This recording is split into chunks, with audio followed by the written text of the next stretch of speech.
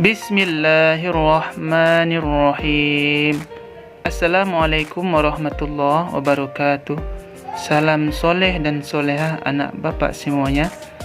Pada video kali ini kita berjumpa kembali di channel The Rauf Channel untuk membahas pelajaran materi kelas 3 PAI semester 1. Sebelum kita memulai pelajaran, marilah kita membaca doa terlebih dahulu. Bismillahirrahmanirrahim. Raditu billahi rabba wa bil islami dina. Rabbi zidni ilma warzuqni fahma. Bagi anak-anak bapak yang belum subscribe channel ini, silakan di subscribe terlebih dahulu dengan menekan tombol lonceng berwarna merah. Kemudian jangan lupa like dan share. Kisah keteladanan Nabi Yusuf alaihi salam. Allah subhanahu wa ta'ala memberikan kedudukan yang mulia kepada Nabi Yusuf alaihi salam. Nabi Yusuf juga diberi ilmu berupa tafsir mimpi. Nabi Yusuf adalah putra Nabi Ya'qub. Yusuf mempunyai adik kandung bernama Bunyamin dan 10 saudara berbeda ibu, kakak-kakak Yusuf. Ayah Yusuf sangat dekat dengan Yusuf setelah ibu kandungnya bernama Rahel meninggal dunia.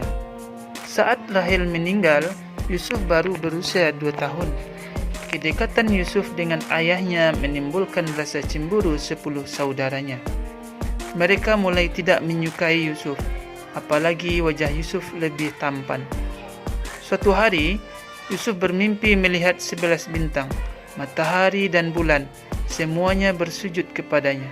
Yusuf kemudian menceritakan mimpi itu kepada ayahnya. Ya'qub lalu berkata, "Jangan kamu ceritakan mimpimu itu kepada saudara-saudaramu, supaya mereka tidak tergoda oleh setan dan mencelakakanmu."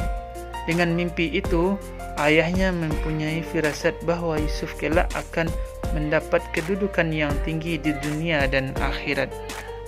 Saudara-saudara Yusuf menghadap Ya'qub dan meminta izin akan mengajak Yusuf bermain-main di hutan. Sang ayah berkata, "Jangan mengajak Yusuf ke hutan, nanti ada serigala, dia masih kecil." Namun, akhirnya mereka berhasil membujuk ayahnya. Saudara-saudara Yusuf merencanakan untuk membunuh Yusuf. Salah satu kakak Yusuf berpendapat agar jangan membunuh Yusuf, tetapi membuangnya saja ke dalam sumur. Yusuf dibawa ke hutan mendekati sumur tempat para pedagang sering mampir mengambil air. Mereka pun membuang Yusuf ke dalam sumur. Saudara-saudara Yusuf kemudian pulang dan berkata pada ayah mereka, "Wahai ayah, kami tadi sedang bermain dan berlomba memanah, lalu kami tinggalkan Yusuf di dekat barang-barang kami. Tiba-tiba dia dimakan serigala. Apakah ayah tidak percaya kepada kami?" Mereka menunjukkan bekas baju Yusuf yang berlumuran darah palsu. Ayahnya berkata, "Sebenarnya hanya dirimu sendirilah yang memandang baik urusan yang buruk itu. Hanya bersabar adalah yang terbaik bagiku, dan kepada Allah subhanahu wa ta'ala saja aku memohon pertolongan terhadap apa yang kamu ceritakan." Tidak lama kemudian, ada saudagar yang melewati sumur itu dan mampir untuk mengambil air. Ketika menurunkan timbanya, Nabi Yusuf alaihi salam berpegangan pada timba dan ikut ditarik ke atas. Saudagar itu terkejut bukan kepalang mendapati anak kecil bergelantungan di timbanya. "Oh, ini ada seorang anak yang bisa kita bawa dan kita jual sebagai barang dagangan." Sesampainya di pasar, Yusuf dijual. Pembelinya adalah penguasa di negeri itu. Sang pembeli meminta kepada istrinya, Zulaikha, agar memperlakukan Yusuf dengan baik. Waktu berjalan terus, lambat laun Yusuf menjadi pemuda yang cerdas. Nabi Yusuf mulai menjabat sebagai pejabat keuangan. Lalu datanglah masa sulit sebagaimana mimpi yang ditafsirkan Nabi Yusuf alaihi salam. Orang mulai memburu bahan makanan dan berduyun-duyun datang ke gudang makanan yang disediakan kerajaan. Tampak di antara mereka adalah saudara-saudara Yusuf. Yusuf mengenal mereka.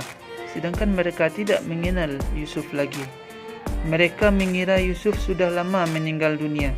Saat itu, Yusuf mendekati mereka dan bertanya tentang soal usul daerah dan keluarga mereka.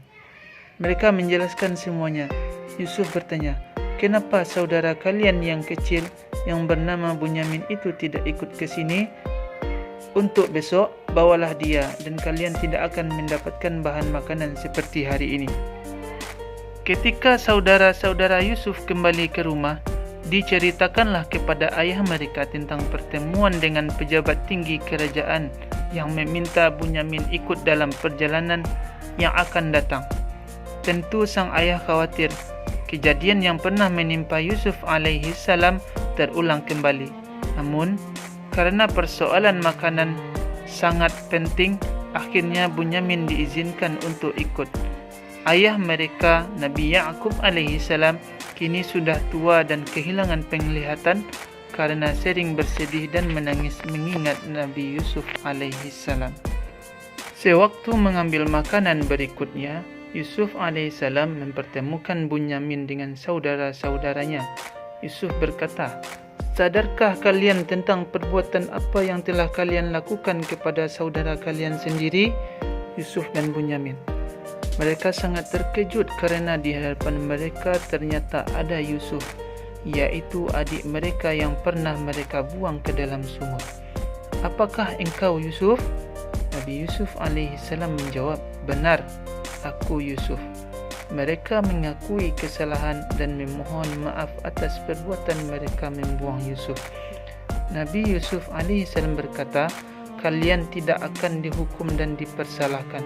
Aku mohon kepada Allah Subhanahu wa taala ampunan dan rahmat bagi kalian dan Allah Maha Penyayang." Setelah menanyakan keadaan ayahnya, Yusuf AS kemudian mengirim jubahnya supaya diusapkan ke wajah ayahnya, sembari meminta agar ayahnya segera diajak menuju istana. Sebelum sampai ke rumah, ayah mereka berkata bahawa sesungguhnya aku telah mencium keberadaan Yusuf yang masih hidup. Maka benarlah, ketika mereka tiba, jubah yang Yusuf diusapkan ke wajahnya dan muncullah kegembiraan di hati ayah.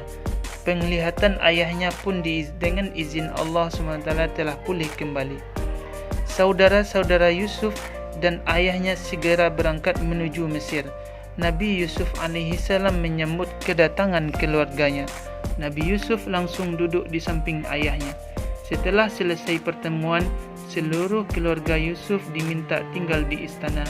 Kemudian Nabi Yusuf AS menyatakan, "Inilah mimpiku sewaktu masih kecil dulu, melihat 11 bintang, matahari dan bulan bersujud kepadaku. Allah Subhanahu wa taala mewujudkannya dengan banyak kebaikan kepadaku dan membebaskanku dari penjara serta mempertemukanku kembali kepada keluargaku." Demikianlah video pembelajaran kali ini. Terima kasih atas perhatian anak-anak bapak semuanya. Semoga menjadi ilmu yang bermanfaat. Mari kita baca hamdalah. Alhamdulillahi Rabbil Alamin. Assalamualaikum warahmatullahi wabarakatuh.